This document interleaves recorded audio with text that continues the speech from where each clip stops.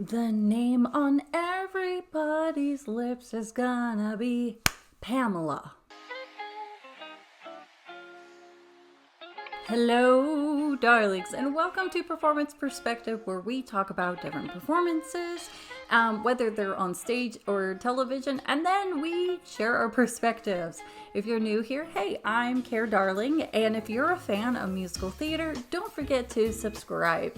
So today we are going to be reacting to Pamela Anderson doing her role as Roxie Hart. I recently watched Pamela, a love story on Netflix. Her personal accounts of her life and rise to stardom, while initially fairy tale-esque, turned out to be full of challenges, punctuated with a lot of sadness. Throughout most of her life, Pamela wasn't taken that seriously, with the media controlling her narrative and not giving her a voice. At worst, she was often the butt of the lewd jokes in various interviews with late-night chat hosts, but she learned to lean into these, thereby blunting their intended derogatory impact. The documentary serves as a vehicle for Pamela to finally take control and share her story, forcing us to actually listen to her. Although she is one of the most recognizable faces in the world, there is definitely more to her than meets the eye, and this documentary is a must-watch for anyone who wants to learn more about this fascinating woman. Pamela Anderson has been a household name for decades. She rose to prominence as a Playboy playmate in the early 1990s and went on to star in the hit TV show Baywatch.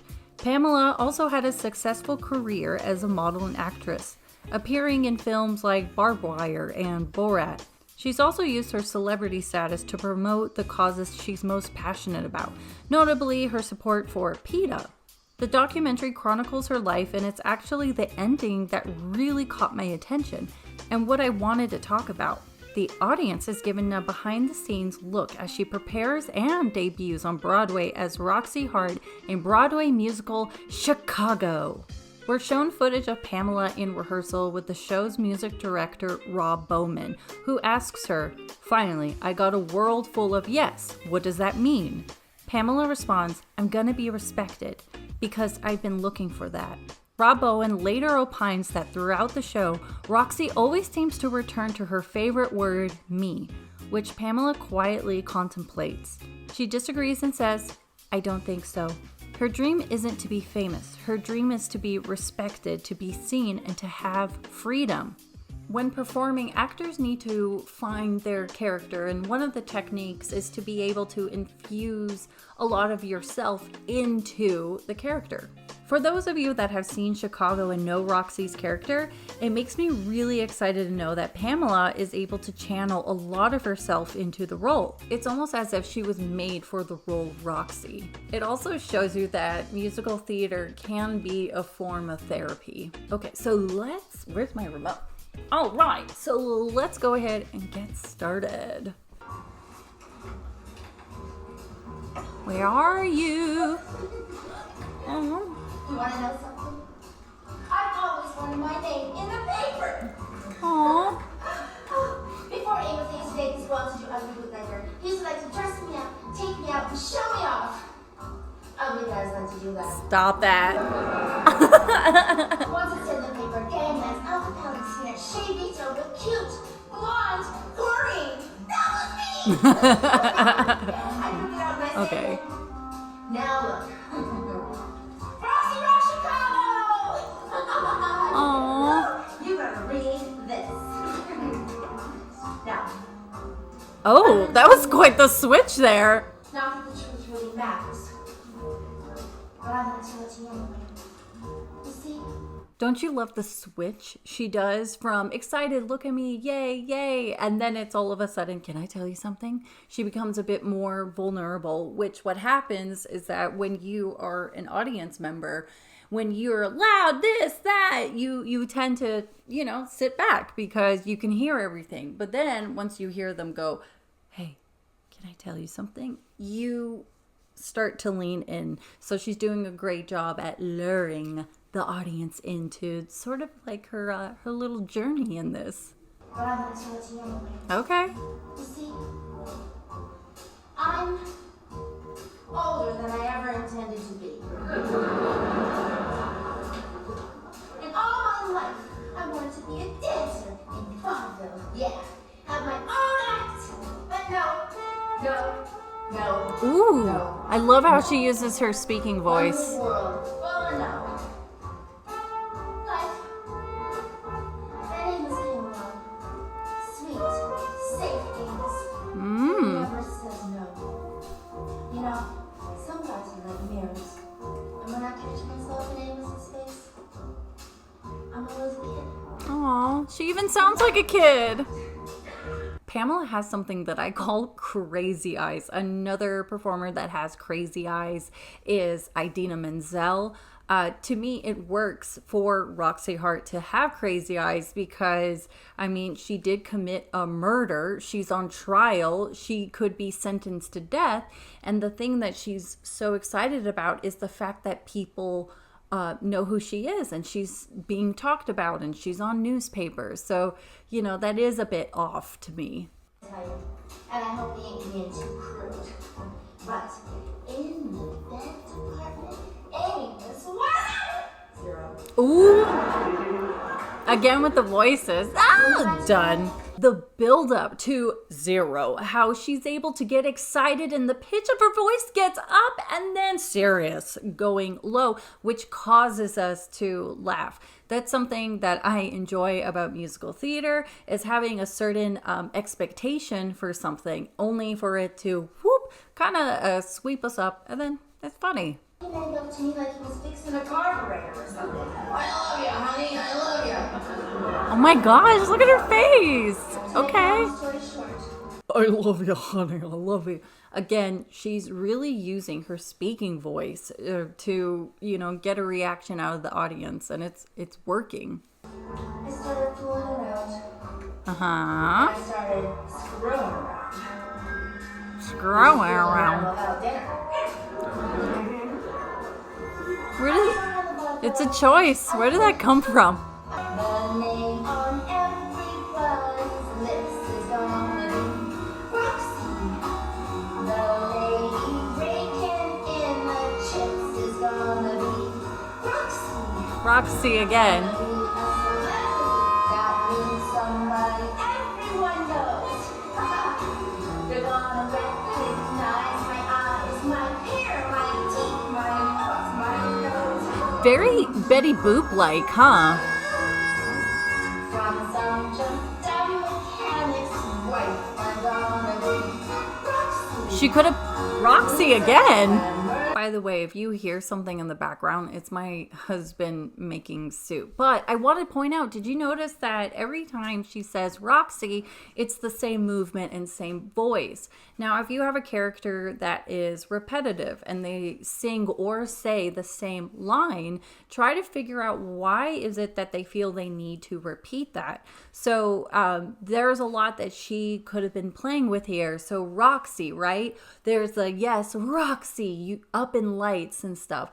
Then it could have been a character choice of Roxie, like this is the sexy side of me, and this is the powerful side of me, and this is the vulnerable side of me. So every time that, you know, she says her name, it should be a different version that she would want to portray to the audience. That's just a character choice I made up on the spot. But yeah, just play with it, you know? That's funny.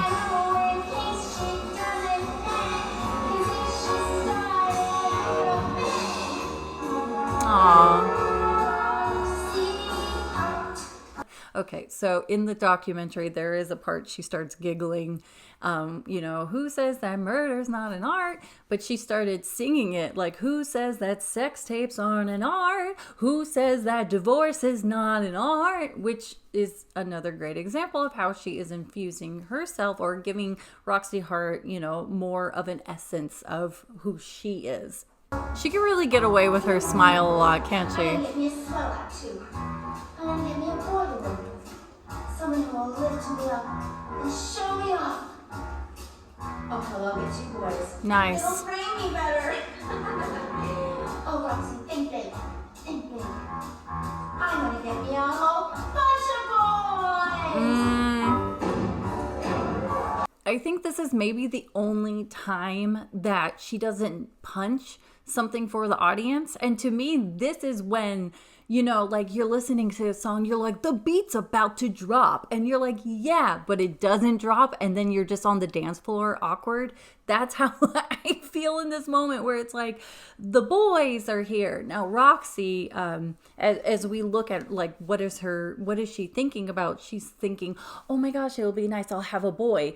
Wait a minute, I'll have two. And I love the hands, right? They'll frame me better.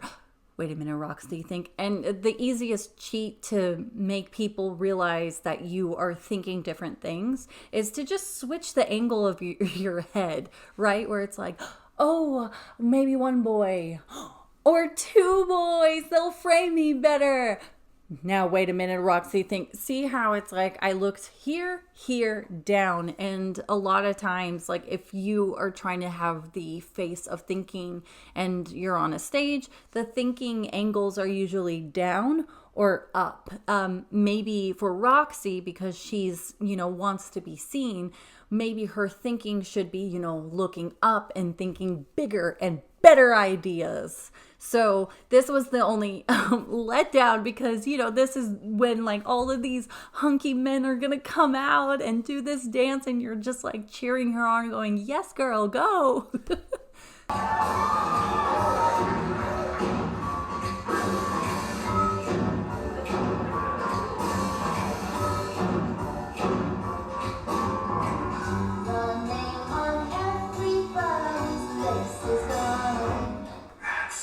This is the first time she didn't do that. There we go. Okay.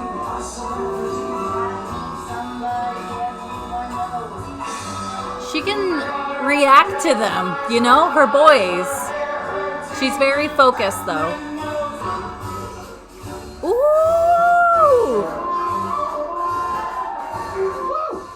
Something I want to talk about is how infectious she is. Like, I want to hug her. I want to like cheer for her. And every time she's like dancing, I think to myself, oh my gosh, I want her to smile. Like, I love her smile. So that is a gift that not everyone has. I don't have that gift. I mean, I could try, but it really is a matter of like, do you have it or not? And she's had it. In fact, it's probably what has helped her career.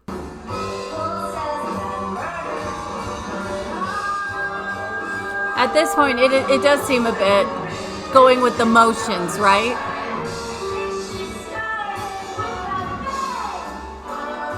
Oh, it's a little slip up, but still, you know, good. Way to keep going, Pamela.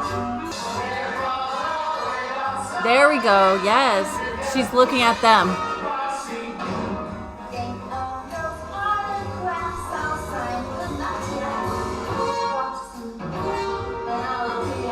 She could have fun with Galactia. If we really think about this, when has Pamela ever been in a musical? And what I appreciate about this is that even though she is not the first person I think of to be in musical theater, she really has a no fear attitude and just to go for it. I mean, she, you know, it is hard to stay present through a lot of the musical or to be within this character. It takes a lot of energy. So I'm still entertained by what she's doing. I just, you know, I wish there was more, but I am happy with what she is providing. All right.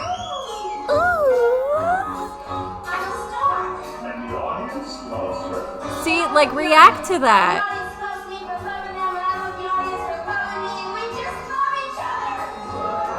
That was good. This is... she does a little... Wait, there's more.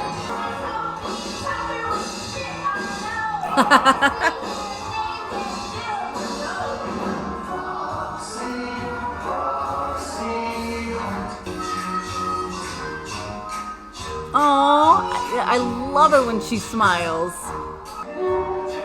This is good. React to every time they say Roxie.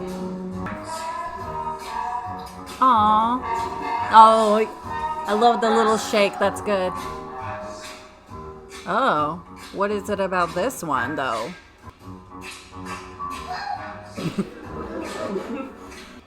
Ooh, he's walking all over her. Oh.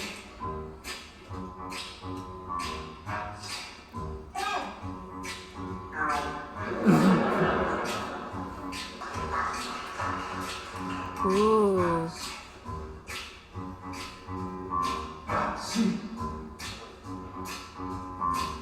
I would like to know in her head, what is it that she's catching, you know, versus going through the movement, like stealing the light.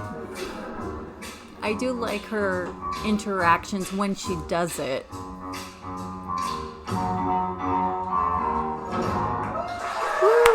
Wow, I am thoroughly impressed with her, and I think like the audience, the expectations were a bit low, and then when she came in like that for her first musical, let alone Broadway debut, but her portrayal resonated with the audience and they genuinely cheer for her. The question is for her, as in Pamela or Roxie. You be the judge.